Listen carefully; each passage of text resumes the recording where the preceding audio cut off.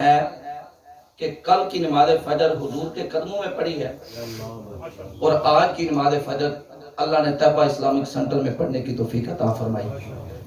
درود مدینہ شریف اور حضور کی آل کے حوالہ سے میں نے جو سوچا سمجھا، یہ تھوڑے سے وقت میں ایک دو باتیں بیان کرتا ہوں، اللہ عمل کی توفیق عطا فرمائے۔ شاہی قبلہ تشریف فرما ہے، حضور کی آل تشریف فرما ہے، ہم حضور کی آل سے محبت کرتے ہیں کہ یہ ذرا سبحان اللہ۔ اور یہ کوئی روایتی جملہ نہیں، حضور کی آل سے محبت ہمارا ایمان ہے۔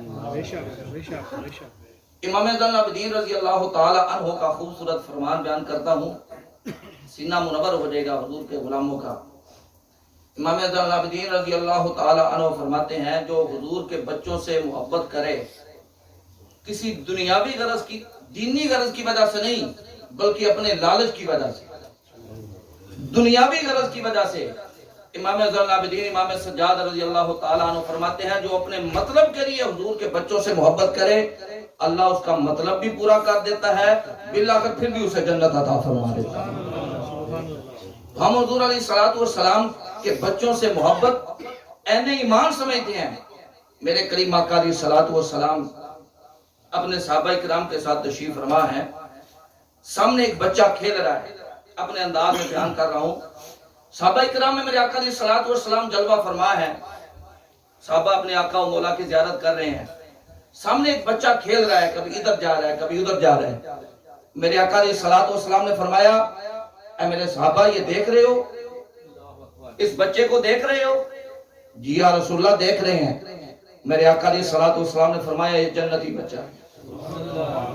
یا رسول اللہ اس کی تو اتنی عمر ہی نہیں ہے، ہم سے زیادہ تو اس نے نمازیں نہیں پڑھی، ہم سے زیادہ اس کا تقوی و طہارت نہیں ہے، یا رسول اللہ اس کا عمل کون سا ہے جس کی وجہ سے اللہ نے اسے اسی عمر میں جنت عطا کر دی؟ میرے آقا علیہ الصلوۃ والسلام نے فرمایا، میرے غلاموں یہ کوئی تقوی و طہارت کی وجہ سے نہیں، زہد و تقوی کی وجہ سے نہیں، یہ حسن و حسین سے پیار کرتا ہے، اللہ نے اسے پیار کا صدقہ جنت عطا کر دی ہے۔ تو حضرت علی وقار مصطفیٰ کے بچوں سے پیار یہ ایسی چیز ہے، یہ ایسی نسبت ہے، اس پیار کے صدقے اللہ دنیا بھی عطا کر دیتا ہے، بالآخر جنت بھی عطا کر دیتا ہے۔ اللہ اکبر۔ حضرت علی وقار، میں چونکہ درود شریف کے حوالہ سے، یہ ایک ایسا عمل ہے جو سب سے زیادہ اللہ اور رسول کی بارگاہ میں مقبول بھی ہے، مقبول بھی ہے۔ اور جب ہم حضور کی بارگاہ میں حاضر ہوتے ہیں تو کوشش ہوتی ہے کہ سب سے زیادہ جو عمل کیا جائے مصطفیٰ کی بارگاہ میں درود پیش کیا جائے۔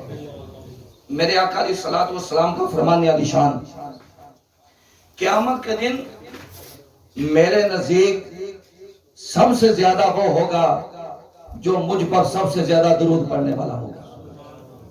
میرے نزدیک سب سے زیادہ وہ ہوگا جو سب سے زیادہ مجھ پر درود پڑھنے والا ہوگا۔ کیا مطلب؟ کہ قیامت کے دن نفسا نفسی کی عالم میں وہی خوش نصیب ہے جو اللہ کی رحمت کے زیادہ قریب ہے، اور وہی سب سے زیادہ خوش نصیب ہے جو اللہ کے زیادہ قریب ہے، اور اللہ اور اس کے رسول کے سب سے زیادہ قریب ہوگا وہی ہوگا جو دنیا میں رہ کے سب سے زیادہ مصطفیٰ کی بارگاہ میں درود پیش کرنے والا۔ اللہ اکبر۔ حضرت عبد الرحمن بن عوف رضی اللہ تعالی عنہ، آپ فرماتے ہیں، میں حضور علیہ الصلوۃ والسلام کے ساتھ ایک باغ میں گیا، میرے آقا علیہ الصلوۃ والسلام نے ایک طویل سجدہ ادا فرمایا۔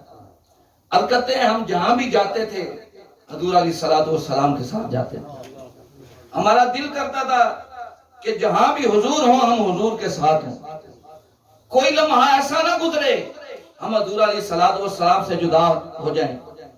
پتہ نہیں یہ زندگی وفا کرے نہ کرے، یہ لمحہ زندگی میں ملے نہ ملے، جب بھی رہیں جہاں بھی رہیں حضور علیہ الصلوۃ والسلام کے قدموں میں رہیں۔ عرض کرتے ہیں میں حضور علیہ الصلوۃ والسلام کی بارگاہ میں حاضر ہوں، میرے آقا علیہ الصلوۃ والسلام نے طویل سجدہ ادا فرمایا، اتنا لمبا سجدہ ادا فرمایا کہ میں سمجھا کہ حضور علیہ الصلوۃ والسلام کا وصال ہو گیا، حضور علیہ الصلوۃ والسلام دنیا سے چلے گئے۔ آپ فرماتے ہیں میں پریشان ہو گیا، کہ ہم حضور علیہ الصلوۃ والسلام کا دیدار اب کہاں کریں گے؟ صبح بھی حضور علیہ الصلوۃ والسلام کا دیدار، دن کو بھی حضور علیہ الصلوۃ والسلام کا دیدار، رات کو بھی حضور علیہ الصلوۃ والسلام، جب چاہے حضور علیہ الصلوۃ والسلام کا دیدار کر لیتے ہیں۔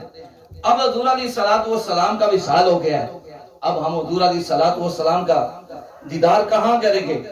میرے آقا علیہ الصلوۃ والسلام کے یہ غلام، نعرہ تکبیر، اللہ اکبر، نعرہ رسالت، یا رسول اللہ، نعرہ حیدری، جب انہوں نے دیکھا حضور علیہ الصلوۃ والسلام نے لمبا سجدہ فرمایا اور یہ گمان کیا، یہ رون لگ پے کہ یہ ذرا سبحان اللہ، اور روندا وہ یہ جدے دل وچ تانگ لگی ہوے، جس کو سمجھے ایک دفعہ کہے ذرا سبحان اللہ، جدے دل وچ عشق لگی ہوے، روندا وہ یہ جدے دل وچ تانگ لگی ہوے۔ عارف کھڑی روم کشمیر فرماندے نے، عشق جنا دی او ہڈی رچیا، رونا کم میں اونا دا،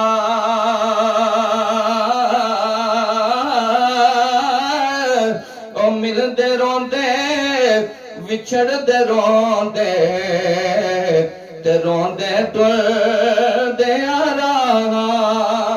حضرت عبدالرحمن بن عوف رضی اللہ تعالیٰ عنہ آپ فرماتے ہیں مینوں خیال آیا، مینوں شک آیا ہوا شاید حضور علیہ الصلوۃ والسلام دی روح کب سے ان سے تو پرواز کر گئی، شاید حضور علیہ الصلوۃ والسلام دا وصال ہو گیا۔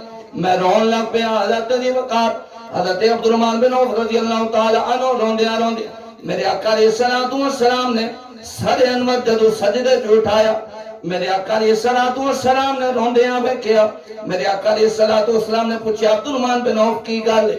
سارا معاملہ سنا دیتا کہ یا رسول اللہ مینوں تے شک ہو گیا سی۔ میرے آقا علیہ الصلوۃ والسلام نے فرمایا نہ میرے غلام، میں وصال نہیں سی ہویا بلکہ اللہ دا پیغام آیا ہویا سی۔ وصال نہیں سی ہویا بلکہ اللہ دا پیغام آیا ہویا سی۔ یا رسول اللہ فدا کا بھی مومیا حبیب اللہ، کی اللہ دا پیغام سی؟ اینا لمبا تسی سجدہ ادا کی اللہ دا پیغام سی؟ میرے آقا علیہ الصلوۃ والسلام نے فرمایا اللہ دا یہ پیغام سی جیڑا بندہ میری ذات تے ایک واری درود پڑھے اللہ دے تے 10 رحمتاں دا نزول فرما دیندا ہے۔ سبحان اللہ۔ جیڑا بندہ ایک واری میری ذات تے درود پڑھے اللہ دے تے 10 رحمتاں دا نزول فرما دیندا ہے۔ حضرت علی وقار اندازہ تے فرماؤ اللہ نو ایک کیڈا محبوب اور مقبول عمل ہے، مصطفیٰ کریم دی بارگاہ 70,000 ملائکہ صبح آ کے درود و سلام دے تحفے پیش کرتے ہیں، 70,000 شام آ کے درود و سلام دے تحفے۔ اللہ اکبر۔ حضرت علی وقار مدینہ شریف دے حوالہ دے نال آخری اور خوبصورت گل پیش کر دیاں۔ شفا شیدی شرح دے وچ علامہ خفاجی فرماندے نے کہ جیڑی زمین مصطفیٰ علیہ الصلوۃ والسلام دے جسم انور دے نال ٹچ کر رہی ہے، مس کر رہی ہے، اور اللہ دے عرش دے نالوں بھی افضل ہے۔ بلند آواز سے کہیے ذرا سبحان اللہ۔ جیڑی زمین میرے آقا علیہ الصلوۃ والسلام دے جسم انور دے نال مس کر رہی ہے، او کعبۃ اللہ دے نالوں بھی افضل ہے، اور لوہو کرسی دے نالوں بھی افضل ہے۔ حضرت علی وقار مصطفیٰ کے آل کے شہزادے کے قدموں میں بیٹھ کے خوبصورت جملہ سماعت کیجئے گا، وہ زمین جو مصطفیٰ کے جسم کے ساتھ لگے اور ڈائریکٹ حضور کے جسم کے ساتھ مس نہیں بلکہ حضور کے جسم کے ساتھ ایک کپڑا ہے، وہ کپڑے کے ساتھ مس ہے، اللہ نے اسے وہ مرتبہ عطا کیا ہے، وہ عرش سے بھی افضل ہو گئی، وہ لوح کرسی سے بھی افضل ہو گئی۔ وہ زمین ہے مصطفیٰ کے جسم کا حصہ نہیں ہے، وہ زمین جو عرش سے بھی افضل ہے، جو لوح کرسی سے بھی افضل ہے، وہ مصطفیٰ کے جسم کا حصہ نہیں، اللہ نے اسے وہ مقام عطا کر دیا ہے جو سیدہ طیبہ سیدہ فاطمہ الزہرا مصطفیٰ کے جسم کا ٹکڑا ہے، اللہ نے اسے کتنا مرتبہ عطا کیا، جس کے بارے میں آقا نے فرمایا لحموں کا لحمی جسموں کا جسمی، علی میرا جسم ہے، علی میرا خون ہے، وہ جگہ جو زمین ہے مصطفیٰ کے جسم کے ساتھ لگے اللہ اسے وہ مقام عطا کر دیتا ہے کہ علی سے بھی بلند کر دیتا ہے. لیکن وہ مصطفیٰ کا خون اور مصطفیٰ کا جسم جسے میرے مصطفیٰ نے اپنا ویر بھی کہا ہو, اس مولا علی کو اللہ نے کتنا مرتبہ عطا کیا. اللہ اکبر. حضرت علی وقار, یہ شان ہے میرے آقا علیہ الصلوۃ والسلام کے غلاموں کی, یہ شان ہے مصطفیٰ علیہ الصلوۃ والسلام کے بچوں کی. میرے آقا علیہ الصلوۃ والسلام کی مجلس لگی ہوئی ہے. اللہ اکبر. میرے آقا علیہ الصلوۃ والسلام کرسی صدارت پہ تشریف فرما ہے. میرے آقا علیہ الصلوۃ والسلام کے پہلو میں عاشقوں کے امام بعد الانبیاء جس کا اعلیٰ مقام ہے جناب ابو بکر صدیق تشریف فرما ہے. حضرت علی وقار, آپ میری طرف توجہ فرمائیں گے. جس طرح شاہ جی قبلہ تشریف فرما ہے, ان کی توجہ, ان کا چہرہ لوگوں کی طرف ہے. پیچھے سے مصطفیٰ کا بھی علی المرتضیٰ تشریف ہے. بلند آواز سے کہیے ذرا سبحان اللہ. اللہ اکبر.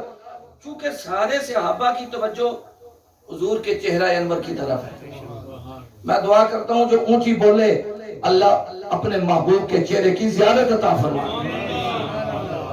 میرے آقا علیہ الصلوۃ والسلام کا چہرہ انور ہے اپنے غلاموں کی طرف.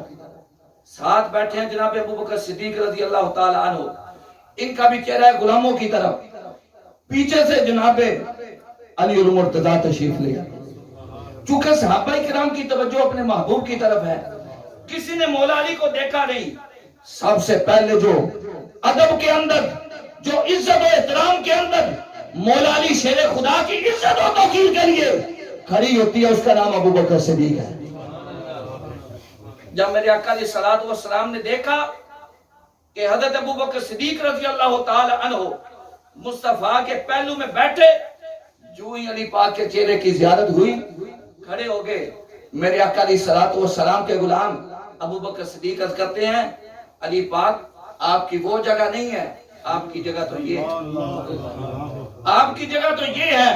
اس جگہ پہ میرے آقا علیہ الصلوۃ والسلام نے ایک جملہ فرمایا اور امت کے لیے تعلیم بھی ہے, ابو بکر صدیق پاک کی شان بھی ہے, علی المرتضیٰ رضی اللہ تعالی عنہ کی شان بھی ہے, لیکن امت کے لیے تعلیم بھی ہے. میرے آقا علیہ الصلوۃ والسلام نے فرمایا ہے غلاموں سن لو, کوئی عزت دار ہی ہے جو کسی کو عزت عطا کرتا ہے. ابو بکر صدیق بھی عزت والے ہیں, علی المرتضیٰ بھی عزت والے ہیں. میرے آقا علیہ الصلوۃ والسلام کے چہرہ انور کی جس نے زیارت کر لی, دنیا سے ایمان کی حالت سے چلا گیا. ہر اس غلام کو اللہ نے وہ عزت عطا کی, کائنات میں کوئی مائی کا لال اس کے مرتبے کو نہیں پہنچ سکتا. اللہ اکبر. حضرت علی وقار, اللہ رب العزت نے ہمیں یہ موقع عطا فرمایا, ہمیں یہ شرف بخشا. آج سیدزادے ہمارے جمعۃ المبارک کے نماز میں حاضر ہیں, تشریف فرما ہے, ہم ان کی زیارت بھی کر رہے ہیں.